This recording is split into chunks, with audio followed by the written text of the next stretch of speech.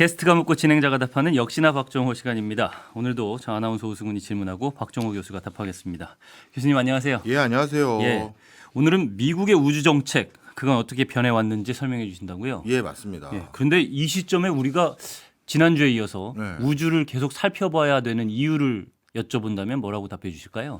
그게 너무 안타까워서요. 무슨 소리냐면 우리가 하루도 우주의 도움을 안 받고 또는 우주 기반 산업의 도움을 안 받고 생활을 지금 못 하고 있는 상황이 됐거든요. 우리가 스마트폰에 의지하고 있는 이상 어쩔 수가 없죠. 그렇죠. 네. 그리고 저만 하더라도 오늘 여기 방송국까지 오는데도 우주를 이용했죠. 내비게이션이요. 네. 그래서 모든 게 이렇게 우주와 관련된 영역이 돼버렸는데, 네. 즉 이제 우주는 먼 곳이 아니라 우리의 국가 안보와도 관련이 돼 있고, 그쵸. 산업과도 관련이 있고, 내 생활과도 관련이 있는 곳인데 너무 관심이 적은 것 같아서 그렇다면 우주 산업을 먼저 개척했던 미국. 어떤 생각으로 여기까지 왔고 그다음에 또 기회가 된다면 러시아, 중국, 유럽 그리고 한국까지 우주를 어떻게 활용해야 될지 이 말씀을 꼭 하고 싶어서 이걸 진행하려고 했는데 안타깝게도 지난주 조회수가 너무 안 나왔어요. 많이 봐주셔야 합니다, 여러분. 네. 안 그러면 뭐 미국 하다 말죠 뭐 또. 아닙니다. 저는 우주 얘기하니까 저는 너무 좋은데. 그렇죠. 예, 제가 항공우주공학을 전공했으니까. 네. 근데 이렇게 우주 정책을 들여다봐야 되겠다라고 생각하신 부분은 아무래도 그럼 미국이나 네. 뭐 중국이라든지 우리가 영향을 받지 않을 수 없는 국가들이 이 우주에 대해서 굉장히 관심을 기울이고 거기에 투자를 하고 있기 때문이기도 하겠죠. 네, 맞습니다. 어쩔 수가 없는 거잖아요. 예. 특히 트럼프 대통령 같은 경우는요, 우주의 진심이었던 사람이었거든요. 네. 지난 트럼프 1기 때, 취임하고 나서 얼마 되지 않은 시점인, 2017년 12월 달에 네. 뭐를, 발표했냐면요. 네. 우주정책 지침 1호 이거를 발표했습니다. 또 1호라고 스스로 붙인 것은 앞으로 나 계속해서 발표할 거야라는 메시지도 같이 담겨져 있는 거거든요. 예. 그런데 거기에 뭐라고 천명되어 있었냐면 우리 미국 다시 우주 개발하고 우주 탐사 열심히 할 거야. 이 내용이 담겨져 있습니다. 그러면서 이 우주 개발은 뭐와 관련이 있냐 하면서 직접 말씀하신 스피치하신 내용이 있는데요. 예. 미국 우선주의를 실현하기 위해서입니다. 라고 설명했습니다. 즉 달리 말하면 이제 우주 공간이라는 건 지구권 내에 있는 기술, 산업, 군사 분야에서 우위를 점하기 위해서는 지구권 바뀐 우주에서 우리가 교두보를 마련해야 되고 우위를 점해야 됩니다. 이 맥락이었어요. 네. 그러니까 미국이란 나라가 지구에서 1등 패권을 유지하려면 어쩔 수 없이 그게 안보든 기술이든 뭐든 간에 우주에서 우리가 영향력을 가져야 됩니다를 이해하고 있더라고요. 전 그게 굉장히 놀라웠습니다. 미국이 세계적으로 가장 큰 영향력을 행사하기 시작한 것이 어쩌면 우주로 향하겠다, 달로 향하겠다. 아폴로 계획. 예, 영향력은 물론 그 전에도 굉장히 크긴 했지만 그렇죠. 그 전까지는 소련과 미국의 좀 양대 산맥 같은 느낌이 있었다면 예. 아폴로 계획이라는 거를 중심으로 해서 그 이후에는 거의 미국이 주도해 나가는 그렇죠. 그런 영향을 그런 변화를 겪지 않았는가 하는 예. 생각도 들거든요. 맞습니다. 우주 쪽의 관점을 두고 보자면. 예, 근데 오늘 미국의 우주 정책이 그간 어떻게 변해 왔는지를 살펴보겠다고 말씀을 해 주셨어요. 예. 예. 왜 일단은 미국일까요? 예, 설명을 좀 드리겠습니다. 네. 가장 최근에는 우주는 역시 미국이 압도적으로 우위를 점하면서 육성 개발 발전을 하고 있기 때문에 일단 미국을 이해해야 러시아는 거기에 대응하기 위해서 중국은 거기에 대응하기 위해서 어떤 전략들을 지금 추진하게 됐는지를 우리가 이해할 수가 있거든요. 그래서 먼저 미국을 이해하는 게 제일 주요하겠다라고 생각이 들었고요. 네. 그리고 우리나라는 표면적으로는 미국과 엄청난 동맹 관계 아닙니까? 근데 저도 물론 동맹이라는 거 분명 굉장히 중요한 관계라는 거 분명 인정을 하지만 네. 우주 항공 분야에서는 좀 섭섭하죠. 우리 우주 발사체 결국 누구 기술을 벤치마킹한 거예요? 네. 얘기해 주세요. 러시아입니다. 러시아잖아요. 우리가 그렇게 뭔가 해보려고 해도 안 도와줬고. 네. 그래서 도대체 미국은 왜 이런 부분에서는 이렇게 소극적이고 방어적인지 그것도 이해할 수 있을 것 같아서 그래서 해보려고 합니다. 제가 잠깐 다시 말씀을 드려야 될 것 같은데 러시아를 직접적으로 벤치마킹을 한 건 아니고 네. 도움을 어디에서 많이 얻었냐라고 네. 물으신다면 러시아다 이렇게 네. 답은 할 수 있을 것 같아요. 벤치마킹을 하면 안 될까요? 왜냐하면 그걸 사용해보고 우리가 조립해볼 수 있게끔 해준 거잖아요. 그 나로호 때를 말씀하시는 예. 것 같아요. 예. 그 이전에 사실 과학 위성 같은 경우 이제 발사할 때는 발사체는 우리 걸 쓰지는 못했지만 예. 발사체만 놓고 보면은 나로호를 통해서 우리가 러시아의 기술을 많이 습득한 거는 맞는 것 같아요. 근데 예. 그 이전 단계에서 계속 기술을 축적해오는 과정에서는 러시아가 막 직접적으로 우리에게 영향을 주거나 우리가 러시아를 벤치마킹했다라고 할 수는 없을 것 같고 이해했습니다. 세계 많은 논문들을 아마 찾아보면서 우리 거의 저는 이제 맨 땅에 헤딩? 항공우주인이라서 그런지 몰라도 네. 인이었어서 네. 거의 독자 수준 같이 개발한 것도 많지 않을까 하는 생각은 듭니다. 그렇군요. 예, 그렇게 우리가 좀 열악한 환경에 있었다는 건 맞아요. 예. 실질적으로 미국이 네. 이렇게 직접적인 도움을 주지 않았고 오히려 제한을 많이 뒀죠. 네. 예, 그런 부분에 있어서 어쨌든 우리나라로서는 좀 서운한 면이 있다 예. 말씀해 주셨고요. 그럼 냉전 시기부터 좀 살펴볼까요? 네. 예. 설명을 좀 드리겠습니다. 오늘 저도 그래서 우리 항공우주 저의 튜터가 또 앞에 계셔서 궁금한 것도 같이 여쭤보려고 하는데요. 아닙니다. 사실 튜터죠. 사실 미국이 우주항공 분야에 지대한 관심을 갖게 된 결정적인 계기는 뭐 우리 다 알고 있는 것 같이 스푸트니크 쇼크. 예, 맞습니다. 예, 갑자기 소련에서 스푸트니크 1호를 발사하는데 성공해서요. 네. 정확히 말하면 지구 궤도를 96분마다 한 바퀴씩 돌면서 신호를 발사할 수 있는 상황이 돼버리니까 네. 미국 입장에서는 깜놀란 거죠. 미국은 분명 스스로 자평하기를 우리는 소련에 비해서 모든 과학기술 분야에서 우위에 있습니다라고 스스로 자평하고 와 있었는데 네. 갑자기 세계 최초로 이렇게 위성 발사에 성공해서 96분마다 한 바퀴를 돈다니까 당혹스러울 수밖에 없었고 네. 게다가 연이어서 그 다음 해죠. 라이카라는 이제 우주 강아지까지 직접 탑재해서 발사하는 것까지 해버리니까 아니 이렇게까지 격차가 심했던 거야라는 인식을 갖게 됩니다. 그때 미국의 대통령은 누구였냐 하면 네. 아이젠하워였어요. 예. 그래서 아이젠하워는 이 스푸트니크호 충격을 바탕으로 안 되겠다. 우리 미국도 우주 항공 분야에서 좀 적극적인 육성 체계를 갖춰야겠다라고 생각을 갖게 됐고요.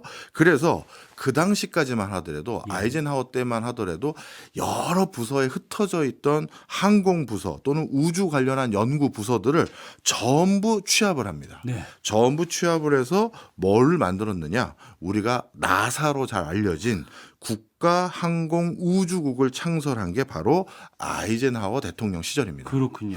그런데 여기서 중요한 대목이 하나 있는데요. 네. 이 나사를 처음 이제 어떻게 보면 창설할 때 그 초기 연설문과 여러 국가 문서를 봤더니 네. 뭐라고 적혀져 있었냐 하면요. 결론부터 말씀드리면 나사는 군사적 목적이 아니더라고요. 예. 나사는 철저히 미국의 복지와 네. 번영을 위한 그 방편으로 이 설립을 한다. 우주를 그렇게 활용하기 위해서 네. 그런 목적이라고 설립이 되어 있고요.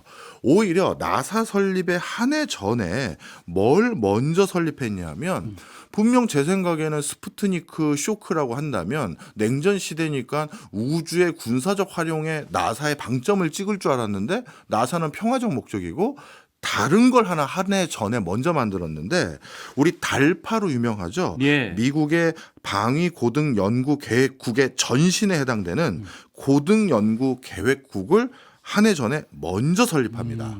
그리고 여기에 뭐라고 적시해 놨냐면 국방용 우주 관련 기술을 독자 개발하는데 그 기관에 목적이 있다라고 천명에 돼 있어요. 예. 그러니 미국 입장에선 평화적 목적과 군사적 목적을 구분해서 우주 개발을 하겠다라는 걸 아이젠하워 때 처음 제시했고요. 이걸 이어받은 게 이제 케네디죠. 네.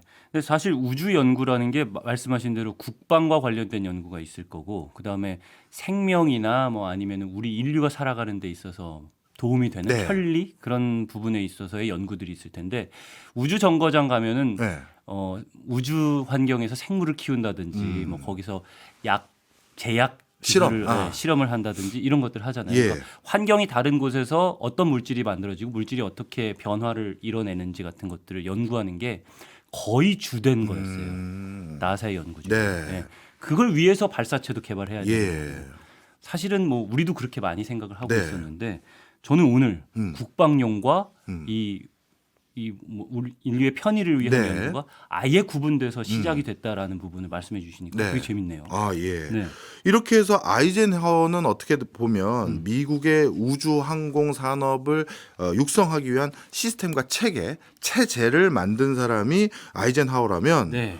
실제 우주 개발에 목돈을 집어넣은 사람은 케네디입니다. 케네디죠. 예. 바로 아폴로 프로젝트. 이 케네디는요 정말 작심을 한 것 같아요. 아이젠하워는 그러면 우주 개발을 통해서 직접적으로 성과로 달성하고자 하는 목표가, 왜냐하면 우리 R&D 사업할 때는 우리 같은 문과들은 결국 돈 써서 뭐 하시는 거예요? 물어보게 되거든요. 근데 아이젠하워의 예산 신청하는 내역을 봤더니 네. 정찰 위성 개발이라든가 ICBM 발사체가 군사적인 목적이 있고 그리고 그걸 하기 위한 또 우주를 또 평화적으로 이용하기 위해선 우주에 뭔가 위성을 올리고 발사체를 좀 편하고 또 저렴하게 올릴 수 있는 개발 그런 거 나사에서 하고 이렇게 신청이 그렇게 돼 있었는데 야, 그런데 이 케네디는 그릇이 다르더라고요. 뭐라고 돼 있느냐?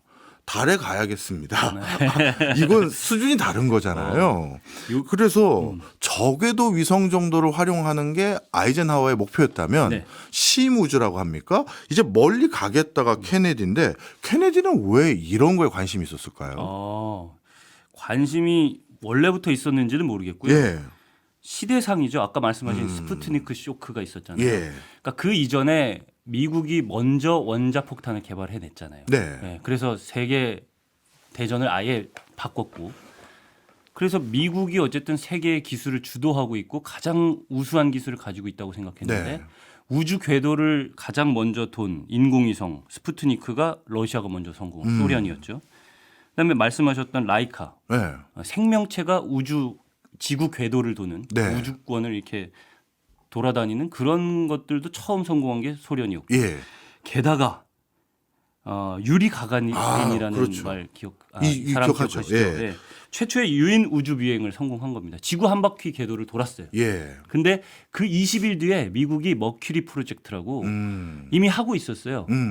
인간을 우주로 보내는 보내겠다. 걸. 근데 소련이 먼저 성공을 했잖아요. 이미. 선수를 뺏겼군요. 예.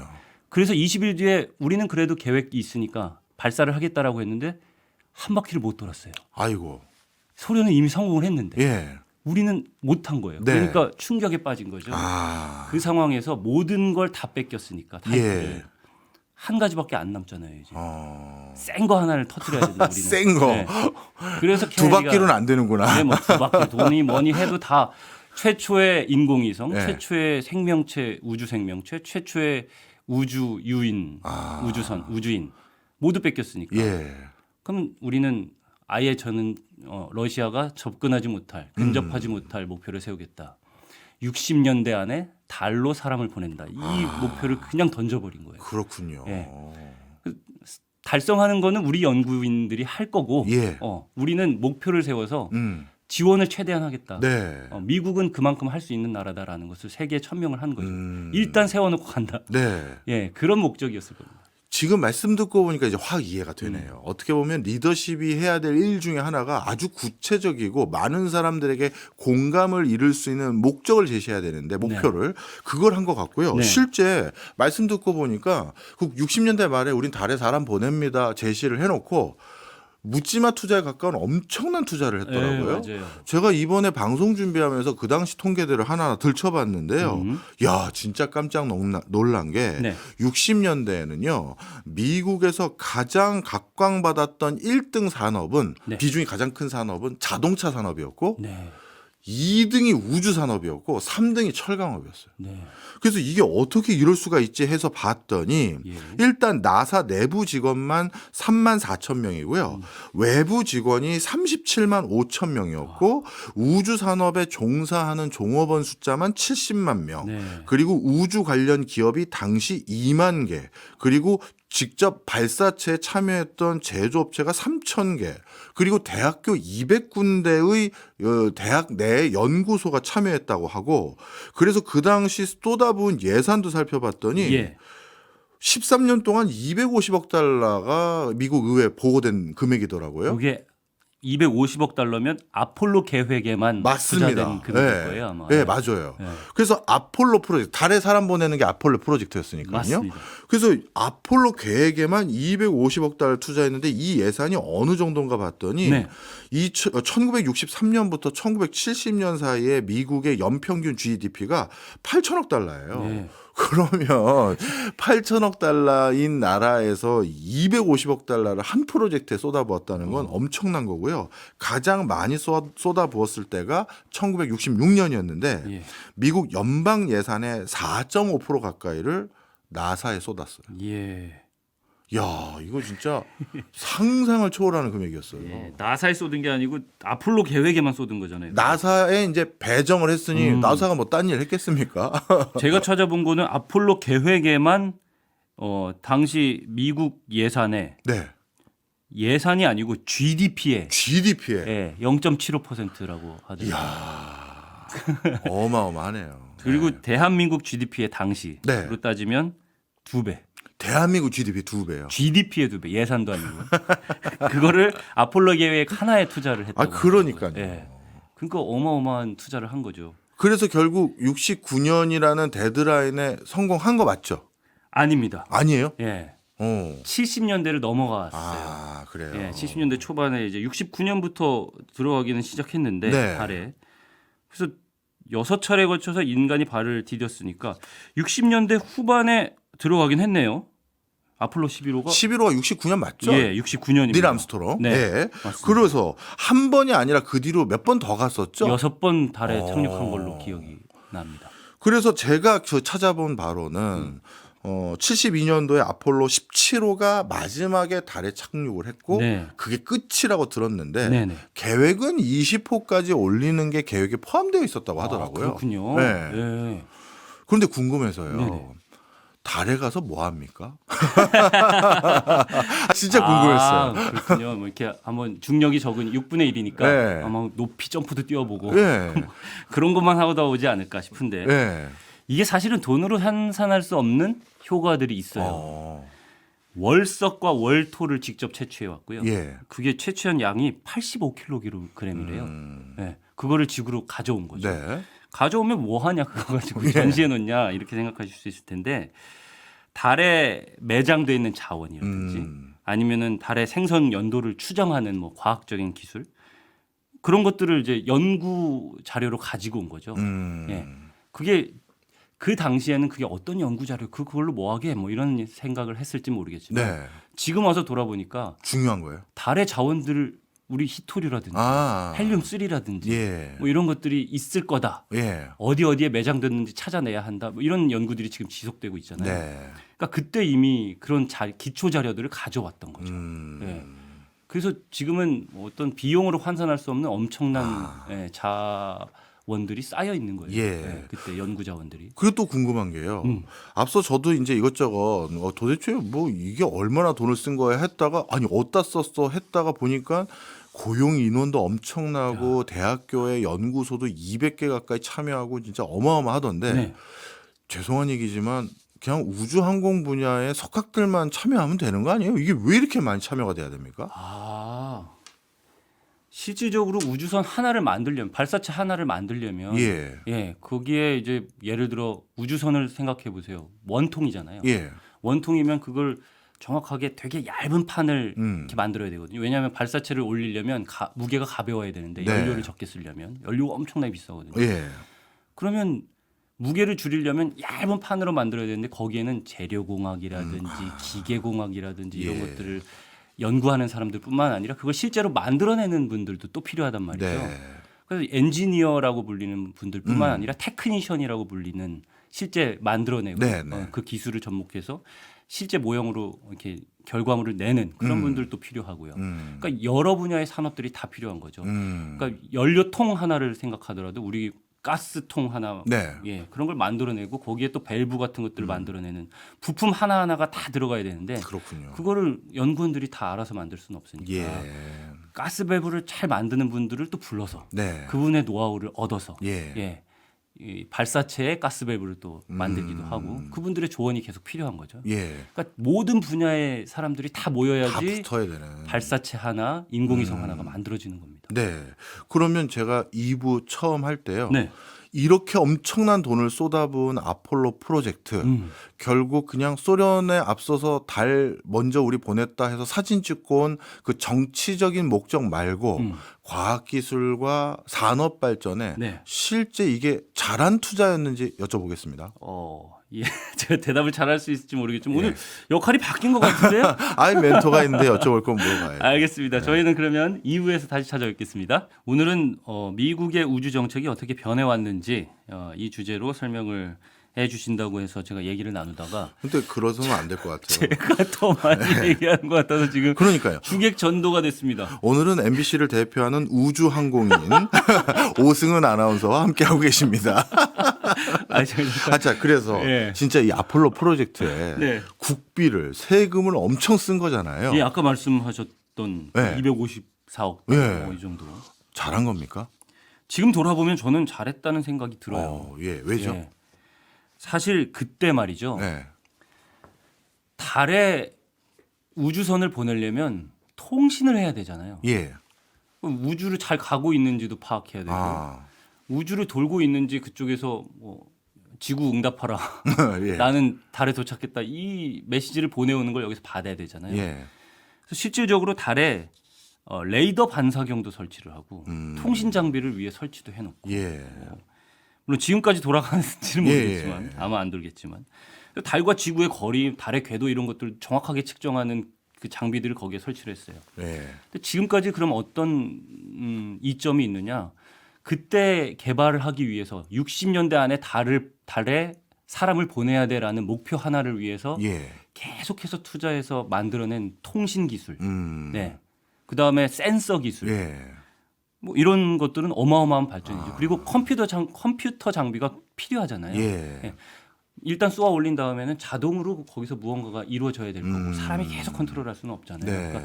그러니까 미리 입력해둔 궤도를 정확하게 따라가는 모든 센싱하고 그 센서들을 통해서 분석을 한 다음에 다시 우리가 구동기라고 표현을 하는데 액추에이터 구동기에서 뭐 연료를 분사한다거나 이런 작업들을 사람도 같이 계산을 하긴 하지만 네. 컴퓨터가 자동으로 그 안에서 계산해낼 수 있는 능력까지도 개발이 필요했던 거죠. 네. 그러니까 그런 연구를 했던 노하우들 예. 이런 것들이 쌓여서 지금의 통신 장비, 인공위성 이런 것들을 만들어내지 않았을까 하는 생각이 들어요. 그때 집중적으로 투자하지 않았다면, 그때 집중적으로 달에 간다는 목표를 위해서 달리지 않았다면 지금 이만큼의 기술 축적이 되어 있을까 하는 생각이 드는 거죠. 이해했습니다. 네. 제가 그 질문을 드렸던 이유가 있었어요. 왜냐하면 네. 아폴로 프로젝트 딱 보니까 많은 성과를 낸 것 같긴 한데 예. 미국 정부 입장에선 약간 그래도 작은 부담이 있었던 것 같습니다.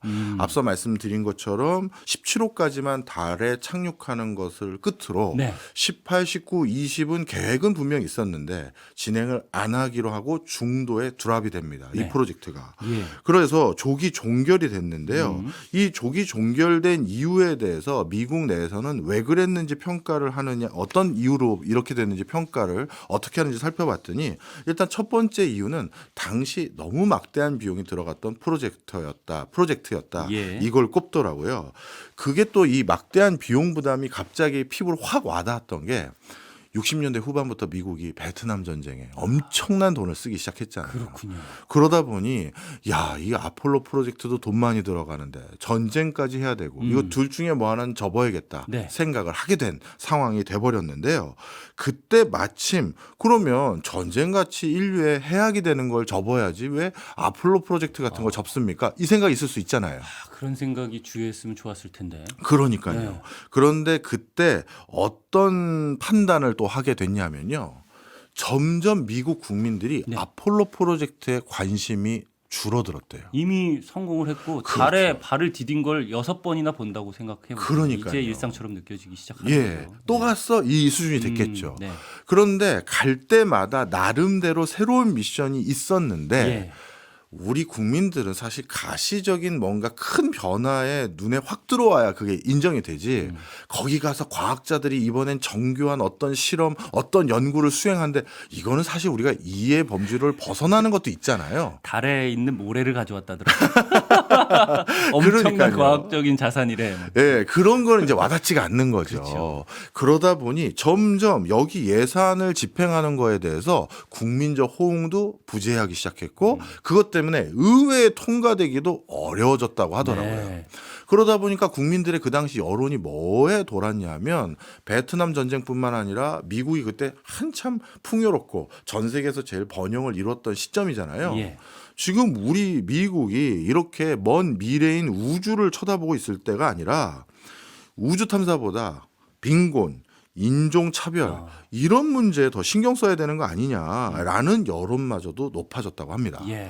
바로 그런 이유로 인해서 이미 소련을 넘어섰다라는 건 우리 다 알고 있으니 내부 문제에 돈 더 쓰자 그런 인식 때문에 결국 예산을 더 이상 투여할 수 없었다고 하더라고요.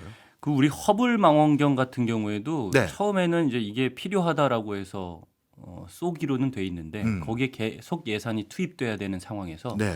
의회에서 지속적으로 계속 예산 삭감을 압박했다고 하더라고요. 음. 그 이후에 이제 제임스 웹 망원경이라고 지금 우주에 올려서 예. 활용하고 있는 망원경도 그렇고 어쨌든 막대한 예산이 들어가는 프로젝트들에는 늘 의회 쪽에서의 그 예산 삭감 압력은 계속돼 왔던 것 같고 네. 특히나 아폴로 같은 경우에는 정말 막대한 예산이 투여됐던 것이니까 이미 성과는 냈으니 네. 목표로 한 것은 이제 더 이상 그 돈을 들여갈 이유가 뭐가 있느냐라는 압박은 정말 심했을 것 같다는 생각은 듭니다. 네. 바로 그래서 아폴로 프로젝트가 조기 종료된 이후 네. 나사에게 부여했던 유일한 임무는 한동안은 국방부 기능을 보조하는 거였다고 합니다. 네.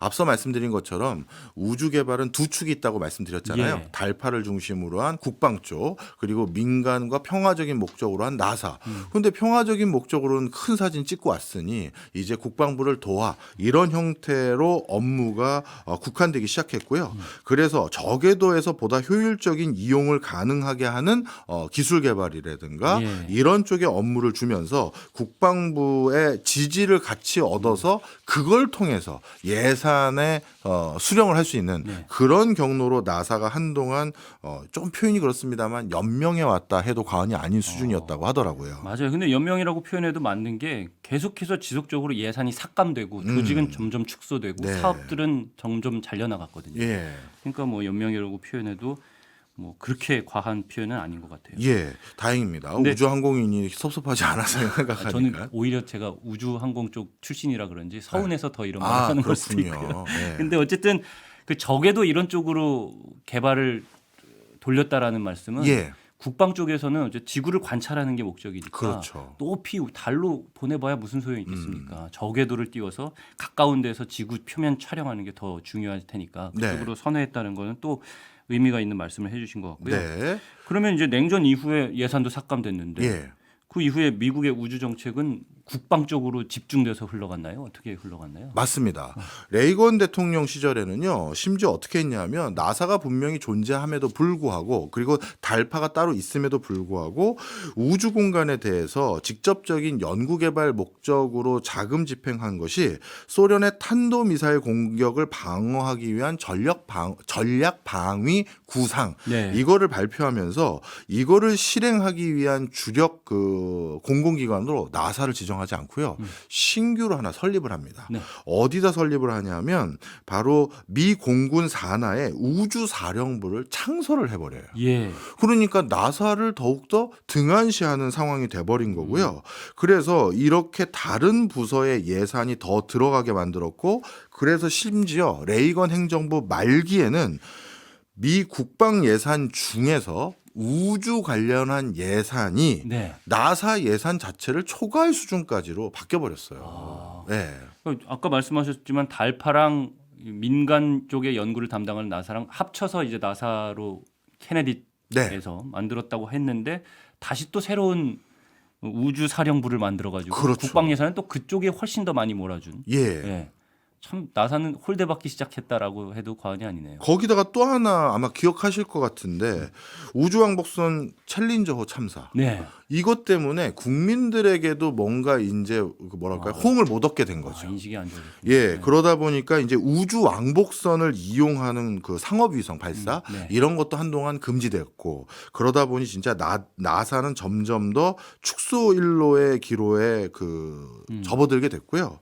그럴 때 아주 특이하게 계속 이제 재정 부담은 있었나 봐요. 네. 그래서 미국에서 어떻게 보면 우리가 생각한 것보다 아주 초기에 지금은 우리 뭐 테슬라라든가 스페이스X라든가 이런 회사가 민간 기업이 우주 개발에 참여하고 있지만 네. 아주 이른 시점에 민간 개발 회사들을 우주 산업에 포함시켜 줬더라고요. 이게 랜드셋 프로젝트더라고요. 네. 이 랜드셋 프로젝트는 1972년부터 최근까지 계속 운영되고 있는 어떻게 보면 지구를 관찰하는 위성 프로젝트라고 들었는데 네. 이거 랜드셋 1호가 72년도에 발사됐는데 이때도 민간 기업을 참여시켰고 네. 최근까지도 계속 민간 기업을 참여시키게 됐는데 그 이유가 예산 절감도 있었다고 하더라고요. 그렇죠. 네. 1호 때는 이코노믹 레버토리 이런 회사가 참여했었고 예. 그리고 뭐 최근에는 로키드 마틴 같은 데도 참여하고 매번 이렇게 민간을 참여시키게 됐던 이유는 70년대 80년대 우주항공의 평화적 이용에 대해선 부담을 많이 느껴서 민간의 돈을 일부 부담시키고 너희들도 활용해라 이런 길을 선택한 흔적도 있더라고요. 국가 예산만으로 이 연구 단체 연구들을 계속 지속적으로 이어나갈 수 있다라는 확신이 없었던 것 같기도 하고 네. 그게 너무 힘들다라는 생각을 했을 거고 그래서 네. 민간 쪽으로 이양하는 방법. 근데 사실은 예산뿐만 아니라 민간으로 이양하려고 하는 목적이 또 다른 것들이 있는데요. 네. 민간에서 연구를 시작하면 비용보다는 수익 관점에서 계속 연구를 할 거 아니에요. 네. 그러니까 투자를 받아서 돈이 되는 사업들 쪽에 이제 투자를 해서 그 기술을 이어나가다 보니까 그 기술을 개발하다 보니까 더 다양한 연구들이 펼쳐질 수 있다라는 생각을 또 하기도 하는 것 같더라고요. 그래서 국가가 주도는 하되 예산을 배분하고 그다음에 어떤 사업들을 주 사업으로 가져갈지를 평가하고 이런 역할들은 하되 민간이 주도를 하기 시작하면 좀 산업이 발달하고 다양해질 수 있다라는 기대도 하는 것 같더라고요. 우리나라의 예를 들면 지금 차세대 발사체 같은 경우에는 누리호 이후에 민간으로 4차 발사부터는 아예 이전을 시도를 하고 있거든요.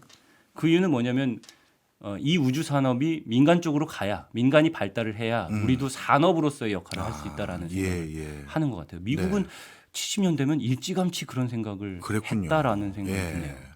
그리고 또 한 가지 놀라웠던 게요. 뭐 레이건 대통령을 비롯해서 아버지 부시 대통령도 네. 예산 제약 때문에 나사를 적극 지원은 안 했습니다만 큰 꿈들을 다 가지고 아폴로 프로젝트 같은 신규 대규모 프로젝트를 발표는 다 했더라고요. 레이건 대통령 시절에는 프리덤 우주정거장. 네. 그냥 우주 위에 영구적으로 사용할 수 있는 정거장을 하나 건립하겠다. 그것도 굉장히 큰 규모로. 그거에 대해서 분명 계획은 발표를 했는데 결국 예산을 따내진 못했더라고요. 그래서 이게 실제 사업으로 크게 이어지지는 못했고요. 그래서 ISS라는 형식으로 이제 아마 축소된 거죠. 네, 네. 뭐랄까 축소는 아니고 변경이라고 해야 되나요? 네, 네. 튼 거죠. 그래서 예.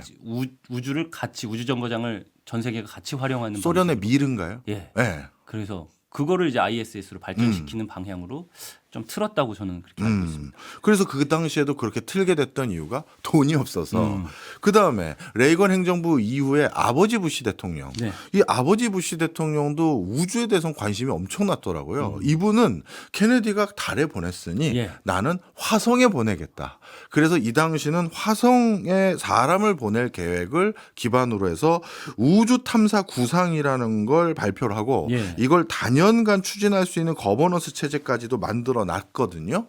그런데 또 입금이 안 됐어요. 예. 의회 통과가 안 됐겠죠. 예. 그러니 결국 요약을 하자면 적어도 부시 대통령 시절까지만 하더라도 미국 역대 대통령들은 우주에 답이 있다. 우주는 반드시 우리 미국이 처음 선도서적으로 육성을 해야 된다는 건 알고 있지만 결국 예산과의 싸움이었을 뿐이다. 이런 식으로 점철되더라고요. 그러니까 힘을 얻지 못했던 거네요. 케네디 때는 냉전 시대에 소련이 먼저 앞서간다는 이유로 네. 힘을 얻었는데 네. 그 이후에는 계속 힘을 얻지 못했는데 트럼프 행정부는 어때요? 힘을 얻고 있나요 지금? 트럼프 행정부는 힘을 엄청 얻고 있는데요. 아. 그 트럼프 행정부가 힘을 엄청 얻을 수 있었던 결정적인 계기는 네. 빌 클린턴 대통령 때입니다. 정확히 말하면 부시 대통령, 아버지 부시와 네. 빌 클린턴 대통령 사이예요. 예. 왜 그런지 이것도 기억하실 거예요. 우리 오승훈 아나운서도 걸프전. 네. 세상에 걸프 지역을 때리는 걸 인공위성으로 생중계를 해주고. 아, 전 세계가 봤죠. 그렇죠. 네. 그리고 직접 벙커를 미국의 미사일이 딱 격추해서 빵 터지는 것까지 네. 보면서 원격으로 전쟁을 하고 있었단 말이에요. 맞아요.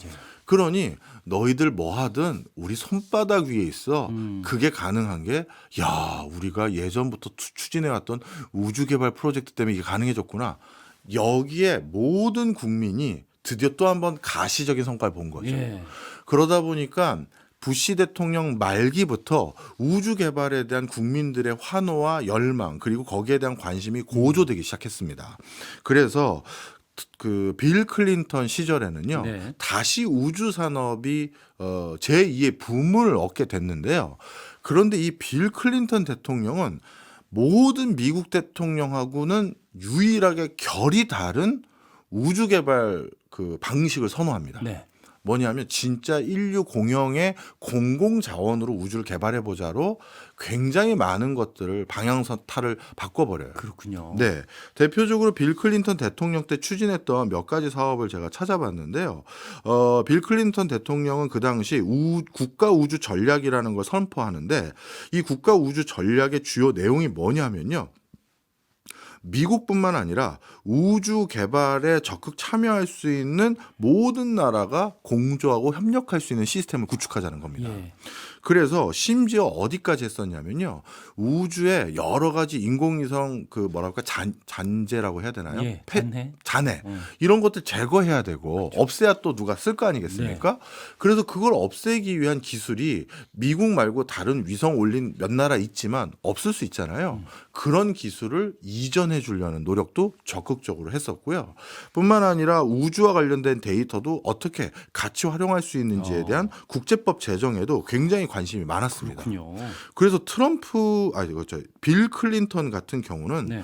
정말 미국 역대 대통령 중에 유일하게 우주를 같이 쓰고자 했던 의도가 좀 있었던 걸로 보여지더라고요. 오바마는 어땠어요? 예, 오바마가 또 안타까워요. 오바마는 글로벌 금융위기 때 대통령이잖아요. 성품은 우주에 관심이 많아 보였는데 돈이 없어요. 국가가 이 풍지박산이 나다 보니 예. 우주에 뭘 해야 되고 또 하고 싶은데 뭘 못했고요. 특히 오바마 입장에서는 반드시 우주에서 성과를 내고 싶었던 이유가 있었던 게 그때 2007년으로 기억하는데 그 당시 오승훈 아나운서도 기억하시겠습니다만 2007년이면요. 드디어 중국이 우주의 본궤도에 오른 원년이에요. 네. 창어 1호도 그 당시에 예. 올려졌고요. 그러다 보니까 이제 미국은 소련과 우주 전쟁을 했던 우주 경쟁을 했던 시점이 아니라 네. 야 이제 중국하고 해야 되는구나. 그러면 이제 중국이 우리를 바로 옆에까지 쫓아왔습니다를 보여줬으니 이제 미국은 뭘 해야 된다? 더 멀리 갔다는 걸 네. 보여줘야 되는데 그렇죠. 오바마는 돈이 없는 거예요. 그래서 그때 오바마가 상당히 분통을 터뜨렸다라는 기록들이 또 많이 있더라고요. 아, 그럼 어쨌든 미국이 세계 최고의 기술을 가지고 있다라는 걸 보여주려면 국민들의 인식도 필요하고 무엇보다 미국이 좀 부가 쌓여 있는 경제가 잘 돌아가는 그런 시기에 이런 추진이 가능할 것 같은데 현재는 미국이 어쨌든 세계가 다 불황임에도 불구하고 미국은 잘 나가고 있다라는 평가를 계속해서 받고 있잖아요. 네. 그러면 더 트럼프는 지금 우주 쪽에 관심이 있다고 아까 말씀하셨고 네. 우주군 창설, 네. 예, 우주 쪽에 더 힘을 실어서 지금 추진을 하고 싶어하는 마음이 있겠네요. 네. 이제 본격적인 설명을 드려야죠. 네. 역대 미국 역대 대통령의 우주 정책을 가만히 보면 처음에는 그냥 우리 미국이란 나라가 전 세계에서 최강 국가라는 걸 보여주기 위한 쇼업을 하기 위한 이벤트로 선정했던 프로젝트였어요. 예, 그건 분명합니다. 예, 대신- 보여주기 위해서. 예, 대신 그 과정에서 엄청난 뭐 순수 과학 기술을 육성할 수 있는 기회 장이 열렸고 그것이 응용 기술까지 이어지면서 미국의 많은 인더스트리에 초석이 됐던 게 확인이 된 거예요. 네. 그 뒤에는 저궤도 분야를 중심으로 해서 진짜 냉전 시대의 군비 확충 과정에서 네. 많은 기술이 육성됐는데 그런 것들이 비록 이제 심우주는 아니지만 원거리 우주는 아니지만 예. 저궤도 위성을 바탕으로 이게 미국의 국익에도 직접적으로 도움이 된다라는 것이 걸프전을 통해서 또 국민들에게 주의가 환기됐고 네. 미국 오피니언 리더들은 알게 된 거죠. 그래서 이제 더 이상 우주 산업에 대해서는 의구심을 가질 건 아니다라는 인식을 갖게 된 겁니다. 그럼에도 불구하고 돈은 너무 많이 드는 거예요. 그런데 그 과정에서 누가 돈을 벌었느냐? 미국 국가는 재정은 점점 부족해지고 있는 상황에서 네. 이 우주와 가장 직접적으로 관련 있는 정보통신업에 관련된 회사들, 네. MS, 아마존, 뭐 애플, 구글 등등 네. 이런 IT 기업들은 우주와 전후방 산업으로 엮여져 있잖아요. 그렇죠. 근데 이들 기업들이 너무 많은 돈을 버니 이 초과 이익으로 자체적으로 우주 프로젝트에 관심이 생기기 시작했고 그래서 미국은 예전에도 원가 절감 차원에서 비용 절감 차원에서 민간하고 같이 한 적도 있으니 네. 그리고 이 순수 기술이 결국 응용이 돼야 돈 쓴 게 다시 환원되는 것이니 같이 하자라는 게 또 한 번 검증됐으니 그 길을 적극적으로 건 거죠. 예. 그래서 트럼프 1기 때가 바로 미국의 가장 부유한 기업들 그리고 새로운 냉전의 시기에 들어선 트럼프. 왜냐하면 오바마는 돈이 없어서 못했단 말이에요. 네. 근데 그 수습도 했으니 이제 트럼프가 해야겠죠. 그래서 트럼프는 앞서 말씀드린 것처럼 우주 정책 지침 1호를 발표하고요. 세부적으로 우주를 어떻게 육성 관리할 것인지에 대한 방향성 3개를 제시합니다. 첫 번째는 규제 완화고 두 번째는 우주 교통 관리고요. 세 번째가 우주 상황 인식이에요. 네. 그리고 하나가 더 있는 게 우주군까지 포함할 수 있는데 하나하나 설명드리면요. 이 첫 번째 규제 완화는 간단합니다. 지난 시간에 했던 거와 맞물리는데요. 지금 우주를 적극적으로 개발할 수 있는 전 세계 유일한 남은 자금 여력이 있고 기술 가지고 있는 나라는 미국밖에 없어요. 예. 그러니 규제를 없애야 된다라는 것으로 규정 짓습니다. 그래서 우리 기업들이 마음껏 뛰어놀 수 있게끔 하면 되는 거지. 예. 1년에 각 나라마다 몇 개 이상은 올리지 맙시다. 이런 미국만 손해보는 거란 말이에요. 그래서 규제 완화를 국제 규범으로서 그리고 미국 내에도 네. 규제 완화를 첫 번째 슬로건으로 잡았고요. 두 번째는 교통 관리가 되게 웃긴 표현이죠. 예. 이제 너도 나도 미국 내 상업 위성들도 빅테크 기업들이 막 쏘아 올릴 거고 개인도 위성 올리잖아요. 아시잖아요. 그렇죠. 그리고 다른 나라도 올릴 텐데 네. 그러면 이거 흔히 말해서 교통체증이 생기는 거니 교통 정리가 필요하겠네. 그래서 교통 관리를 하는 방식으로 왜냐하면 거버넌스니까 네. 이걸 어떻게 통제하고 관리할지에 대한 체제를 준비해야 된다. 이게 두 번째였고요. 네. 세 번째는 그 교통 관리를 하기 위해서는 우주에서 지금 어떤 상황이 전개되는지에 대한 상황 인식을 할 수 있어야 되잖아요. 우리 위성 중에 어느 위성이 어느 나라 어느 위성과 이러다 부딪히겠어요? 아니면 어느 나라 위성이 지금 발사체로 어디에 올리려고 하는데 우리 스타링크 상업 위성과 부딪힐 수 있습니다. 뭐 이걸 알아야 되지 않겠습니까? 그래서 우주 상황 인식을 하는데 돈을 쓰겠다. 이게 우리 거버넌스가 먼저 할 일이다. 나머지 올리고 쏘고 하는 거는 민간이 더 많이 할 거니 그래서 이 세 가지를 천명을 한 게 트럼프 1기 때 가장 중요한 골조고요. 자, 그런데 그러면 이 얘기는 달리 말하면 우주에 미국의 사유물이 많이 올라가 있다는 얘기잖아요. 이미 많죠. 그렇죠. 기업체의 사유물, 정부의 사유물이 많은데 네. 그거를 우리가 교통 관리도 하고 상황 인식도 할 수 있는 시스템도 있겠지만 누가 그거에 위해를 가하려는 행동을 의도하건 의도하지 않건 하게 되면 거기에 통제하고 제재를 가해야겠죠. 그럼요. 그래서 보안관이 필요한 거예요. 그래서 우주군까지 같이 창설을 하게 된 거죠. 보안관. 자, 그러면 이쯤 설명을 드리면 이제 제가 왜 지난주부터 우주에 대해서 말씀드렸는지 이해하실 겁니다. 네. 우주는 인류 공영의 공유 자원이 아니에요. 미국이 적극적으로 우리가 선점하겠다라고 깃발 꽂고 있는 거예요. 네. 그런 과정에서 중국과 러시아 그리고 뭐 일본, 인도 등 기타 국가들 그리고 우리나라는 이게 우리 산업 현장에 지대한 영향을 미치는 건데 이제 통신과 그다음에 GPS와 자율주행과 뭐 영향 안 미치는 부분이 없을 정도가 될 거거든요. 네. 그런데 이걸 혼자 독식하고 우리는 거기에 구독료 내면서 그 위성 사용한다? 이건 아니잖아요. 네. 그렇군요. 미국의 의도는 어쨌든 우주에 대한 모든 것을 좀 파악하고 우리가 관리하겠다 이 의도를 직접적으로 드러내고 있는 네. 것 같고 중국과 러시아는 규제부터 만들자 뭐 이런 주장을 하고 있다고 지난 시간에 말씀해 네. 주셨고 거기에서 우리는 어떻게 나가야 될지 한번 생각해 볼 수 있는 주제를 던져 주셨습니다. 미국의 그간의 우주 정책이 처음에는 보여주기에서 출발을 했다면 예. 지금은 이제 우리가 먼저 주도하고 우리가 관리하고 세계 네. 질서를 우주에 있어서 네. 세계 질서를 우리가 재편하겠다. 네. 우리가 주도권을 잡고 가겠다라는 의도를 계속해서 비추고 있는 것으로 파악이 되네요. 알겠습니다. 마지막으로 시간은 거의 다 있습니다. 됐는데 미국의 우주 산업 독주는 계속 가능할 거라고 보세요? 다음 시간에 또 해드리겠지만 중국에서도 우주 발사체 재사용에 성공한 기업이 나타났습니다. 네. 하지만 아직까지 미국이 독주를 하고 있는 분위기고요. 심지어 미국의 한 보고서에는 미국 내에 우주 관련한 스타트업만 만여 개가 있대요. 네. 그러니 독주가 예상되고 있는 상황입니다. 알겠습니다.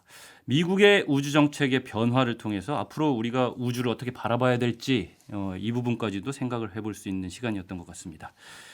오늘 재밌었고요. 저는 다음 주에 다시 찾아오겠습니다. 고맙습니다. 감사합니다.